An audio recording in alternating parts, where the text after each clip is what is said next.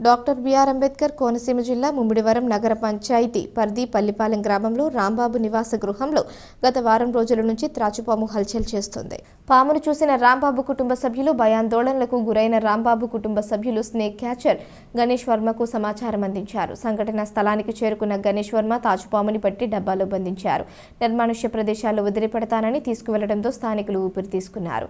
ఈ సందర్భంగా గణేష్ వర్మను పలువురు అభినందించారు.